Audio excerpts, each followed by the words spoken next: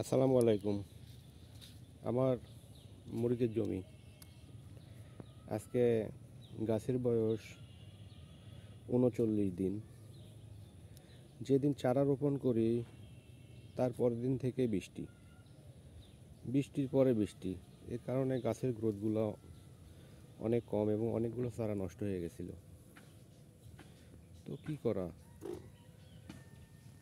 গাছগুলো তো রক্ষা করতে হবে। আজকে বৃষ্টির ফাঁকে একটু সময় পেলাম, তাই ওষুধ ছত্রাকনাশক প্রয়োগ করতেছি। দেখেন আমার গাছের বর্তমান অবস্থান। গাছে মরিচ চলে আসছে। এটা হলো মালিক সিডের বিজলি প্লাস 20। আমি এর আগেও বিজলি প্লাস 20 মরিচ করছি, মোটামুটি রেজাল্ট ভালো। তো এটা রোপণ করলাম, রোপণ করার পর থেকে বৃষ্টি শুরু হয়ে গেছে। গাছগুলো যেমন আমি আশা করছিলাম তেমন গাছের অবস্থান হয় নাই। আজকে একটু সময় পেয়েছি, বৃষ্টির মাঝে সকালবেলা রোদ বের হয়েছে। ছত্রাকনাশক প্রয়োগ করতেছি, সেটা হলো ইনতেফা কোম্পানির জিবালি ব্যবহার করতেছি। জিবালে যে কপার হাইড্রো অক্সাইড রয়েছে, সেটা বৃষ্টি পরবর্তী সময়ের জন্য কপার খুবই ভালো কাজ করে। গাছের বেগ এক এক জায়গায় এক এক রকম। 3 উপরে গাছ লাগানো হয়েছে। প্রথমবার লাগালাম চারা, তখন পরবর্তী বৃষ্টিতে মোটামুটি 900 গাছ নষ্ট হয়ে গেল। আবার পরবর্তীতে আবার গাছ লাগালাম, কিছুগুলো গাছ ভালোই হয়েছে, মরিচও চলে আসছে। আবার কিছুগুলো একবারে নিচেই কথা বলছে। তো কৃষিতে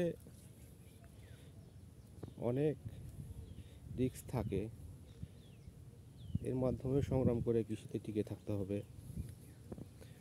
লস হবে, লাভ হবে। কৃষি এমন একটা বিজনেস যেটাতে সবথেকে বেশি সাহসের দরকার। একটা কৃষকের মতো সাহস অন্য কোনো এর নেই। এদের কিছু কিছু গাছ দেখছেন অনেক বড় হয়ে গেছে, আর পাশেরটা অনেক ছোট। এগুলো মাঝখানে আবার জোড়াল লাগিয়েছিলাম। তো আপনারা খেয়াল রাখবেন, বৃষ্টি পরবর্তী সময় যদি একটু সময় পান, অবশ্যই ছত্রাকনাশক প্রয়োগ করতে হবে। তাতে যে ক্ষতির সম্ভাবনাগুলো থাকে এটা সামান্য হলেও কাটিয়ে উঠবে আর কি। গাছ মোটামুটি আমার নিজেরই পছন্দ হচ্ছে না, আপনাদেরকে কি বলবো। পরিপাটি করে গাছ লাগালাম, গাছে এত বৃষ্টির কারণে গাছ কীভাবে ভালো থাকে। 2 দিন ভালো থাকলে 3 দিনের দিন আবার বৃষ্টি।